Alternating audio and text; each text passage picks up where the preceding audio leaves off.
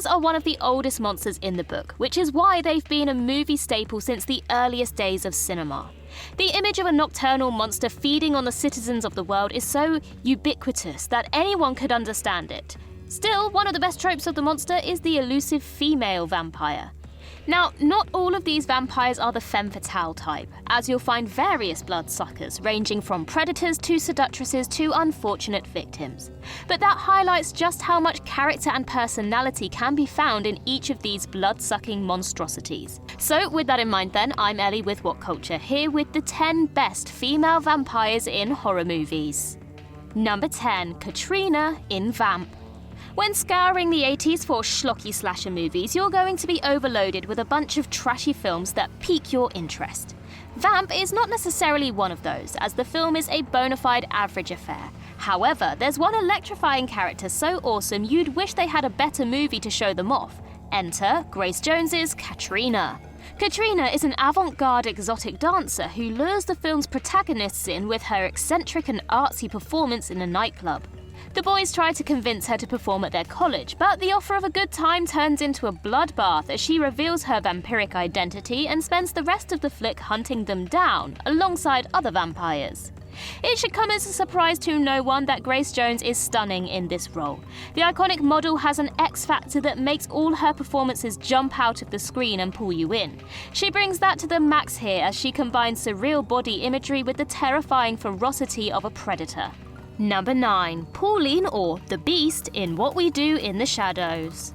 What We Do in the Shadows did to vampires what The Office did to sitcoms, i.e. made them personable, dry and slightly mundane, yet utterly hilarious. It's no surprise the New Zealand mockumentary following 3 vampires has become one of the most popular comedy horror experiences on the market. While she only plays a small part in it, The Beast sure is memorable. Throughout the movie, Vladislav constantly talks of his long-lasting feud with a terrible monster known as the Beast. This vampire is depicted as heartless, ruthless, and barbaric. However, you eventually learn that she's just his ex-girlfriend, and the descriptions are spurred on by bad blood, which is probably the vampire equivalent of spoiled milk. Still, she's more than just a punchline to this joke, as Pauline is an amusing character who ranks highly in the Wellington Undead Society. She's suitably dramatic, has a classic vampire vibe, and her toxic relationship with Vladislav is so hilarious, it makes you wish their romantic misadventures could get their own spin-off. Number 8. Nadia in Blood Red Sky. Okay, picture this. It's Die Hard on a plane and John McClane is a vampire. Yeah, that's essentially the gist of this flick. It follows a seemingly sick woman as she uses her vampirism to protect her son after a plane they're on gets hijacked by terrorists. If that doesn't sound cool to you, then you're no fun at parties. Of course, this action-packed movie would be nothing without the leading lady. Perry Baumeister takes on the role of Nadia here and injects the character with a vulnerability that makes her slow transition into something more terrifying and bestial all the more emotional. Watching her give in to her vampirism despite wanting to rid herself of it to save her son is the perfect tragic sacrifice and adds some much-needed weight to this thriller. She also looks terrifying, with a Nosferatu-esque design that reminds you of how vampires used to look before they got all sexy. This adds even more to the terror of the movie as her feeding and violence are utterly grotesque. With this vamp lady, you get emotion, horror, action, and a protective mum. What more could you ask for? Number 7. Clara Webb in Byzantium. What's cooler than one vampire? 2 vampires. That's what makes Byzantium such a blast, as it follows the pairing of a mother-daughter vampire duo in Eleanor and Clara. Still, while the younger vamp is engaging, it's Gemma Arterton's Clara that really grabs you by the throat and pulls you in. The movie follows the pair as they travel to a seaside town to escape the vampiric brethren that are hunting them down. Clara gives you the best of both worlds as she's utterly seductive and adhering to the femme fatale type, but also deep and nuanced, mostly thanks to her relationship with her daughter and her tragic backstory. She also is prone to getting her hands dirty, killing those who cross her and taking no nonsense. Part of what makes the character work so well is Arterton's performance, as she's magnetic. She draws you in and makes you listen to her, thanks to her softly spoken voice and confident demeanour, before blindsiding you with some fearsome moments. Number 6. Claudia in Interview with a Vampire. If you ever start a conversation about the best vampire movies of all time, then you're bound to hear someone bring up Interview with a Vampire.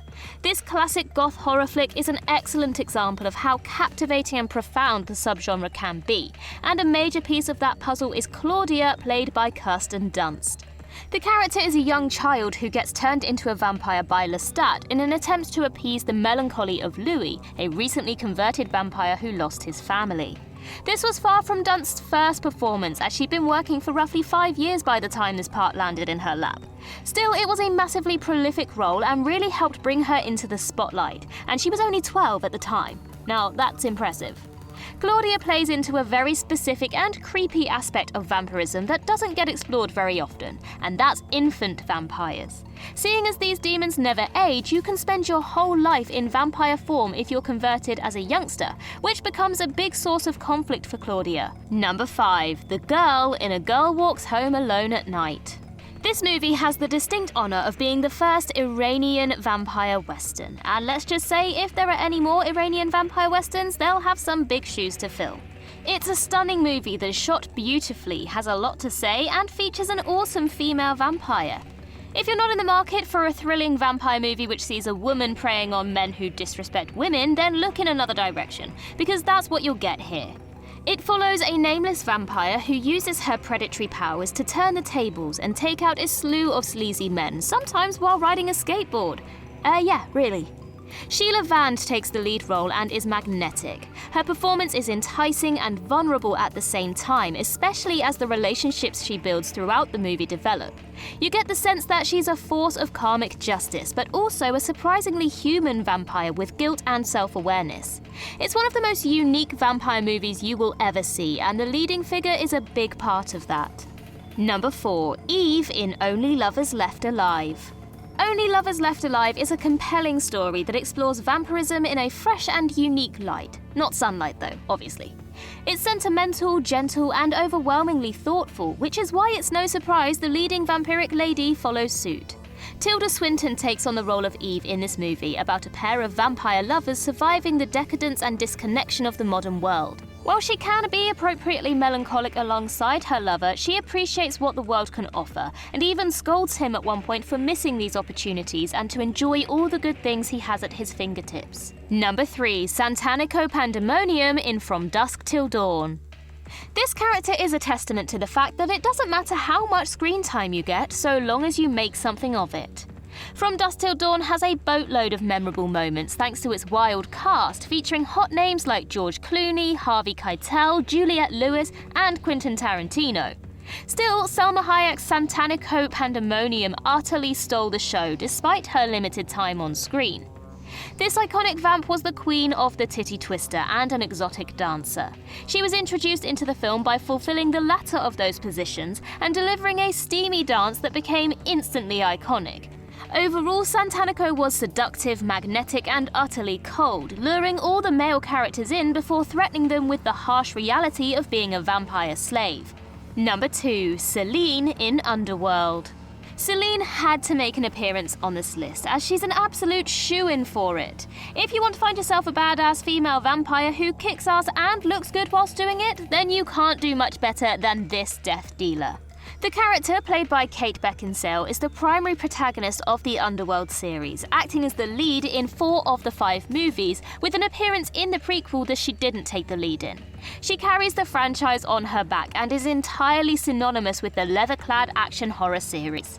She's the perfect hero for these movies, as her superhuman powers, such as strength, speed, healing, and more, make her a formidable fighter. Plus, Beckinsale's stoic persona matches the macabre, angsty energy perfectly. She's also the poster child for the moody action hero craze of the noughties. As a vampire, you won't find the typical traits of a hunter who stalks humans and devours their blood, especially as the first movie shows her falling in love with a human. But still, she's an icon in the vampire movie world. Number 1. Queen Akasha in Queen of the Damned. The term Vampire Queen has cropped up before on this list, but no bloodsucker captures it better than this iconic empress. Queen of the Damned is, well, not a great movie. It's a campy flick full of shallow eye candy, poor visual effects, and lousy storytelling. Still, there was one standout, and that was the electrifying Queen Akasha. Akasha was an ancient Egyptian queen before becoming the first ever vampire and thus the progenitor of all vamps. In this film, she was awoken by Lestat's music and decided to make him her king. There's so much to love with this character, as her dramatic entrances, breathtaking wardrobe, and magnetic energy were enough to turn her into an icon, despite the poor movie that carried her. The character was brought to life by the R&B singer Aaliyah in what would be her last role before her untimely death.